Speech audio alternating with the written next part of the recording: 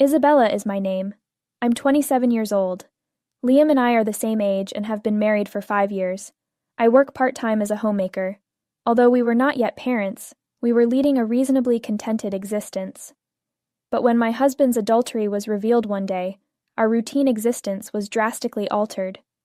My husband's smartphone showed a name and a message as he got up from his seat.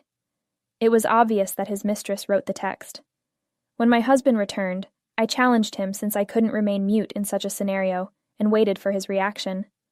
But my spouse said something that caught me off guard. Yes, I cheated. What now? Are you attempting to be bold? I'm not acting obstinately. I simply gave an honest response. What else were you expecting me to say? Did you really expect I would grovel and provide explanations? Without any regret, my spouse acknowledged infidelity and even started to tease me. It was quite haughty of you to try to question me. That's what I detest about you. I cheated because of this. What? You're the one who always says, do this, do that. That kind of lady is not someone I want to return home to. You see, you're already blaming me, which is why. I'm over it. In contrast to you, Chloe prioritizes me. She works as a nurse and is well paid. In addition, she expressed her desire to move in with my mother as soon as we are married in case my mother passes away. Oh, she's really considerate. Though she's 3 years your junior, she's a fantastic woman.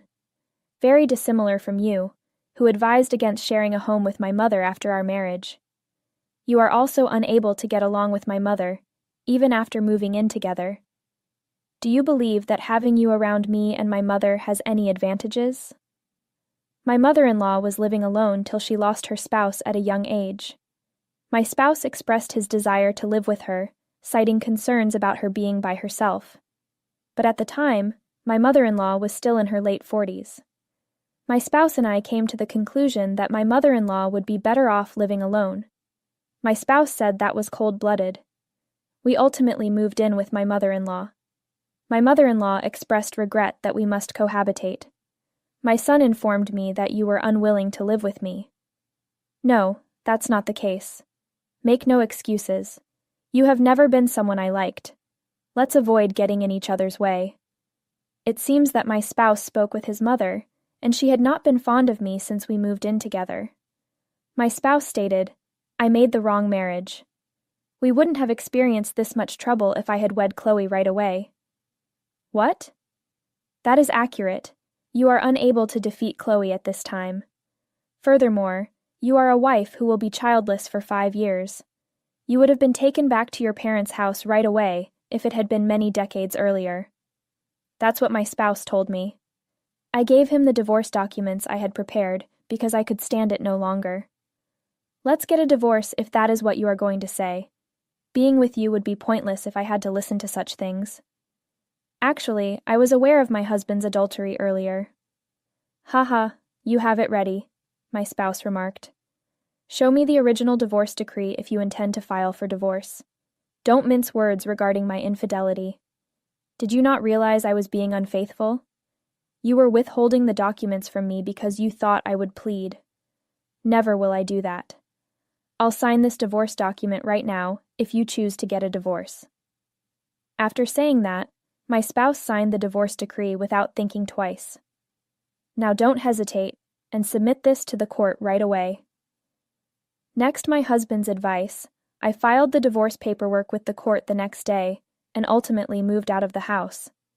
But my ex-mom-in-law replied to me, You know, you're still around? My son's divorce, wasn't it? Are you expecting my son to cry and beg for you to stay with him? That makes no sense. Get out of here. My son doesn't appear to be thinking about you at all. That's how my ex-mother-in-law talked to me as I was getting ready to leave. My ex-husband then said, That's correct.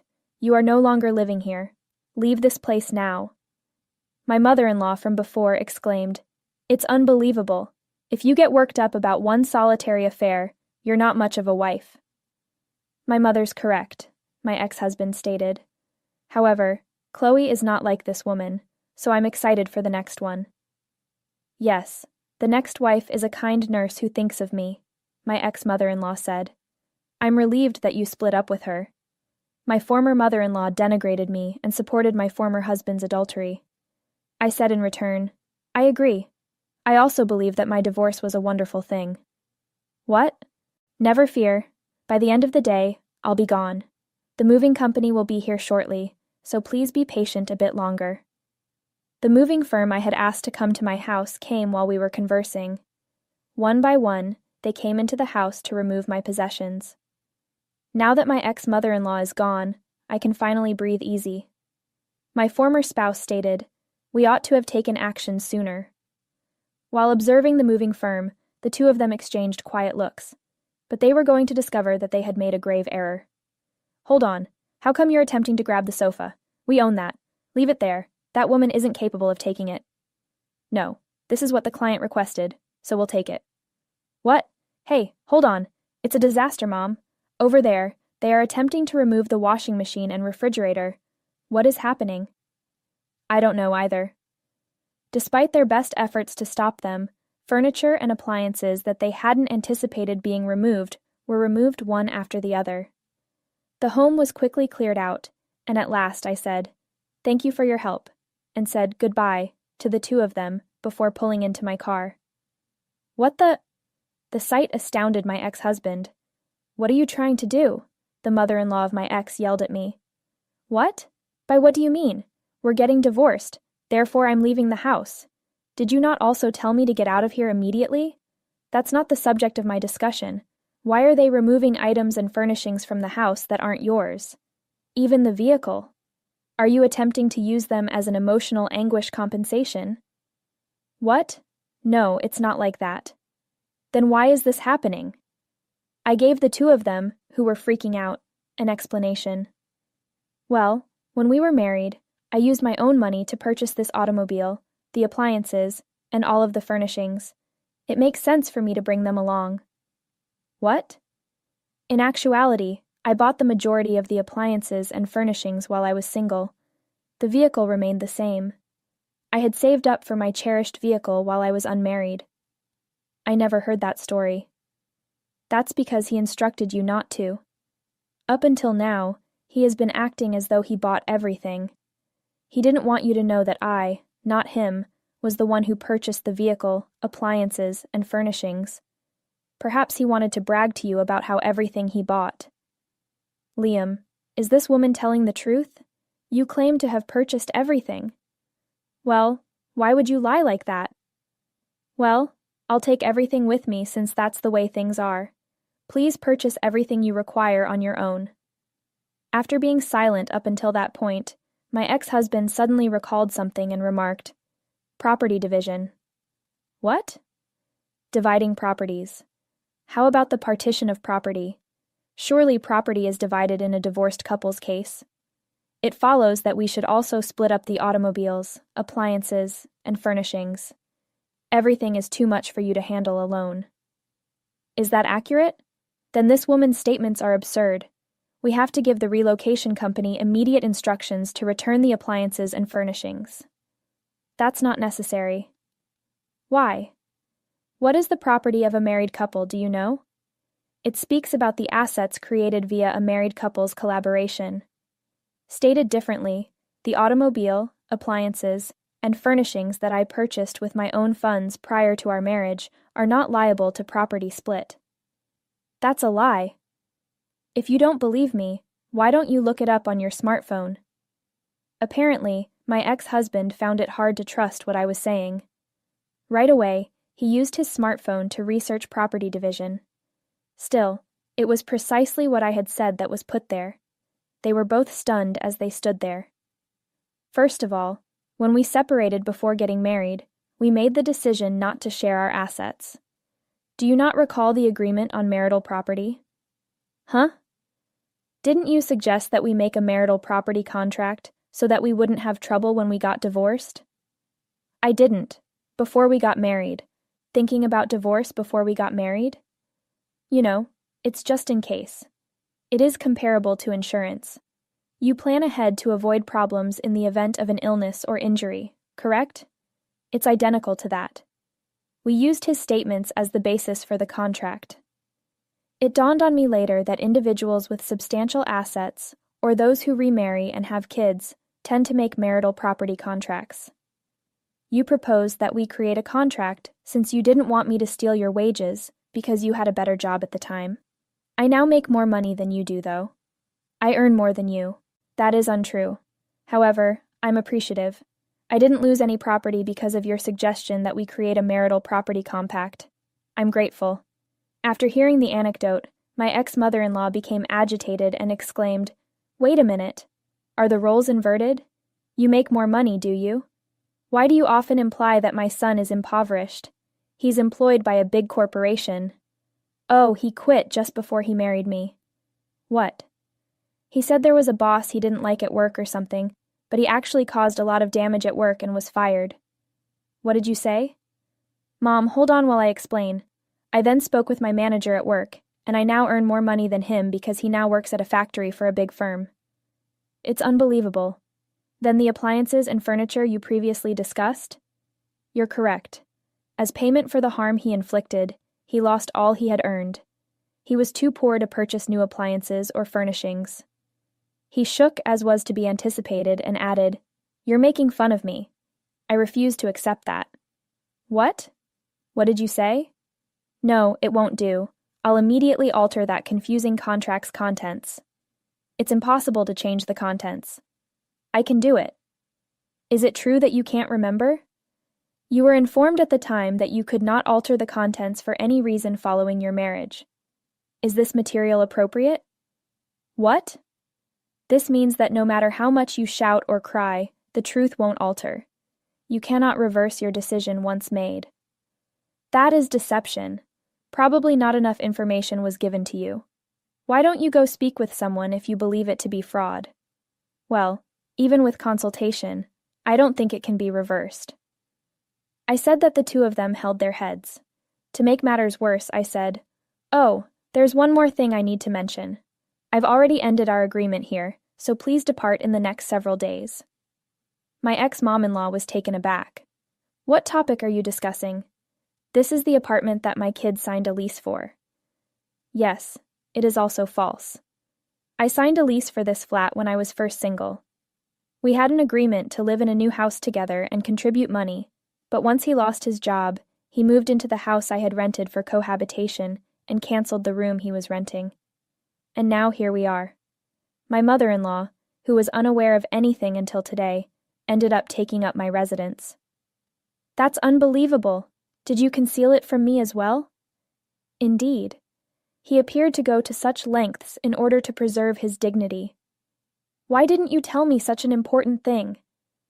"Because it's not—" When the falsehoods are all exposed, the two get into a heated argument. "Well then, that's it," I remark, glancing at them. "I am really grateful for what you have done." I turn on the engine and take off. I see the two of them talking to me in the rearview mirror, but I have no business knowing what they are talking about. But the tale didn't stop there. He contacted me a few hours after I left that residence, pleading for assistance. There has been a horrible incident. I never imagined things would go this bad. He spoke in a really frantic tone, but I understood why he reached out to me. "What? Did you discover that your girlfriend worked part-time instead of being a nurse? Or were you abandoned when your falsehoods were discovered?" "Why do you know that?" "I discovered more simply than I had anticipated since I looked into your girlfriend, because your adultery led to the divorce. You are being misled by your girlfriend." "What?" "In actuality, he called me and said, 'Never mind, we don't need her. Chloe is among us. We can reside in Chloe's house, but our plans will be a bit early. We can get by with just the two of us because she is a nurse. She also expressed a desire to tie the knot quickly, so I'm confident it will work out. Indeed, let us speak with that girl first." "Hello, this is me. Could I go over there right now? It's a little abrupt, but is that acceptable?" "What? Yes, but what's happening?" "I'm having a little trouble with my ex-wife, and I have to leave the house, so can my mother and I come over there?" After losing everything and finding nowhere to live, the two of them reportedly got in touch with the lady he was having an affair with right away. However, what are you discussing? Isn't that impossible?" What? However, you work as a nurse and have a comfortable home. Do you not have several rooms, in order for us to remain there? Let me be clear right away. I am not a nurse. My house is too tiny to house 2 people, and I work part-time. What? Were you dishonest with me? Why would you say something like that? I believed I needed to tell a falsehood in order to gain your attention. You work for a big corporation, therefore you wouldn't have paid attention to me if I had told you I was a part-time employee, would you? But still, my house is impossible because of this. Furthermore, you may rent a new home or stay at a hotel because you are employed by a large corporation, right? Your ex-wife's departure makes sense, but why are you moving out of the house? That is peculiar. Explain it from there if you're going to hold me responsible. Reluctantly, he disclosed that he was employed at a large company's factory, that his ex-wife had taken away all of the cars, furniture, and appliances, and that the house he shared with her had been terminated. She became enraged and said, "You're the one who lies more. A moment, please. How can I relax? We are no longer together. Choose someone else to rely on if you choose to. Farewell." Hold on. Hello, Chloe. That was the last time they heard from her. He had no one else to turn to, so he sought me for assistance. Please, could we just start over, Isabella? I am solely to blame. Come back to me.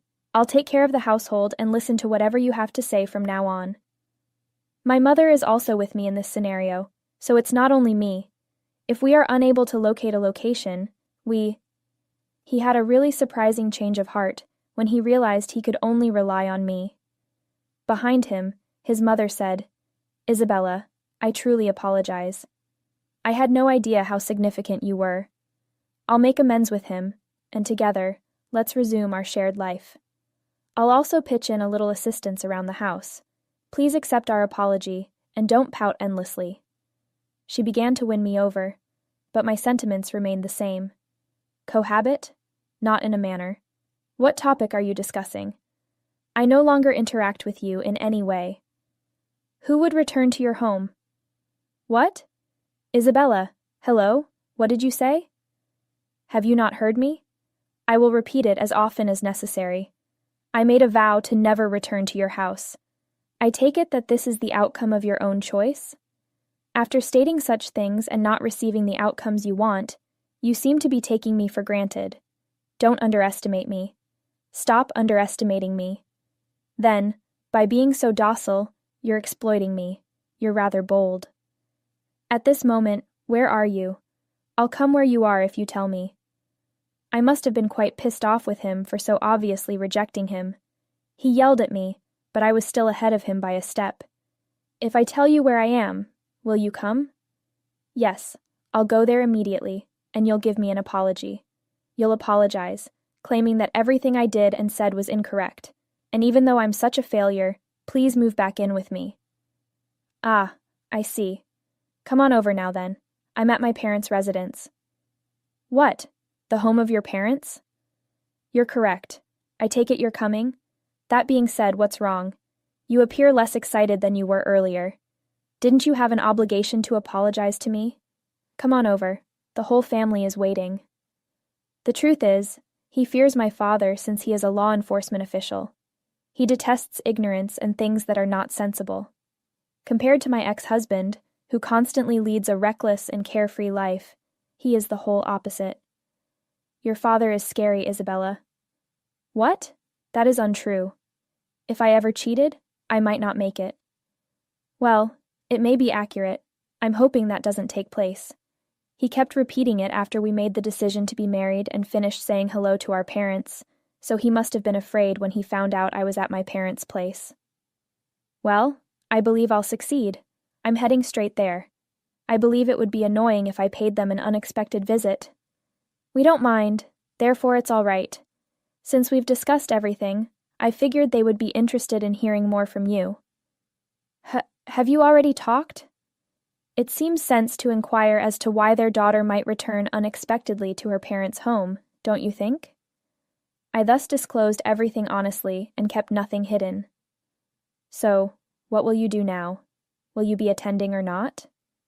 No. But it was too late now. Did you say you were leaving? Visit our home at this moment. When you come here, you should tell me everything." "Wait." My father grabbed my smartphone and yelled at him, knowing he had been listening in on the chat behind me the entire time. He was forced to visit our home once it reached this stage. He would endure considerably more suffering if he didn't arrive. He and his mother showed up to my parents' place around half an hour after that phone call, and he looked quite pale. I think you've heard a lot from Isabella, but there's a reason for this." "A reason?" "I didn't want to cheat or anything like that. Despite the fact that we both work for the same firm, Isabella, who works at the main office, is paid more than me. My coworkers have made fun of me for it, and when I come home, she yells at me, which is how I ended up chatting to other ladies and entering that type of relationship." He convinced my father that he wasn't at blame when he arrived at my parents' residence. "And afterwards, I witnessed your interactions with each other as cohabitants. Isabella's actions seemed a little off to me. Naturally, I believe my son should be held accountable for his infidelity, but since Isabella is also at fault this time, why don't we just call it even?" When the ex-mother-in-law entered the conversation, she attempted to shut it down by implying that everyone was at fault. "What are you talking about?" "So where was my daughter at fault in this conversation?"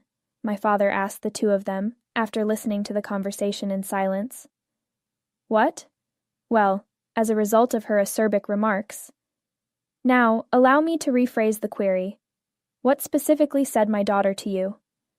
You know, like, don't sleep, help with the housework, or why don't you take out the trash? Words that convey the impression that I'm not at all busy. Are you serious? Do you really believe that's sufficient to qualify as prickly words? Are you kidding, or are you a student in middle school? What? Furthermore, the fact that you misinterpreted my daughter's advice as sarcasm indicates that you had feelings of inferiority toward your wife, who makes more money than you. That is not my daughter's fault, nor is it justification for infidelity. Let's calm down a bit. Slow down? Avoid being absurd. We trusted your son enough to allow our beloved daughter to wed him, but when he cheated and was expelled from the home, he later returned after being abandoned by his mistress. It's absurd. We're not going to pardon you, for whatever reason you came here for." My father's cheeks flushed crimson with rage. My mom behaved similarly. They remained silent, but it was clear they were upset. He observed their response and said, "I'm sorry. But like my father, I wasn't going to forgive him for such a flimsy explanation." I gave him the compensation claim document I had previously produced with legal assistance. "What? A demand for compensation? What were your thoughts? It was necessary for you to pay. Since you are a married guy who cheated, payment should be expected." "That's ridiculous." Upon seeing the amount on the invoice, he was taken aback. He couldn't afford it, so he requested a reduction, but he was unable to resist my father's scrutiny as he stood close and grudgingly took the money. I then forwarded his mistress a certified letter with the identical compensation demand. But I was also tricked. He claimed to be employed by a big corporation, so I started dating him. I had no idea that he was only a large company's industrial worker. Since I was the one duped, I am the victim and am not obligated to reimburse anybody. She claimed to have been duped and declined to give money in recompense. Naturally, this kind of justification was unacceptable. Ultimately, each of them made the payment I requested. Have they paid the compensation properly since then? Yeah, I guess they were scared of your yelling, so they paid it sooner than I thought. That's nice, I see. However, I never imagined things would go this bad. Neither am I. When we got married, I never imagined this would happen. Well, it certainly taught them two a lesson. What will those two do moving forward, by the way? You realize that they were evicted from the flat you were renting? Yes, it was something else I heard. The two of them wanted to rely on distant relatives since they had nowhere else to go after that. However, why are the two of you here? We have certain situations, but we can't disclose the specifics. Can we take a little break here? Since we are related, we need to support one another in times of need, right? Remain in this place? When we're in danger, let's help each other? Are you joking with me? You gave us a lot of grief, and now you say that? Actually, because of their past abuse and selfishness, these two had been estranged from their families. They were family, though, so they pushed their way in and begged for assistance. Naturally, the family ignored their plea and expelled them. Rumor has it that the two of them moved in together after renting a rundown flat. However, it's your fault that we ended up living like this. You are blaming me, but why? She fled because you mistreated and detested her. She departed for that reason. I'm not to fault. The direct cause was made by you. You're the worst since you were the one who cheated and fell for your mistress's scam. What? They became involved in the worst kind of relationship after placing blame on one another. Personally, I'm content with my existence by myself at my new rental home. I'm happy with the way things worked out in my life, even if it didn't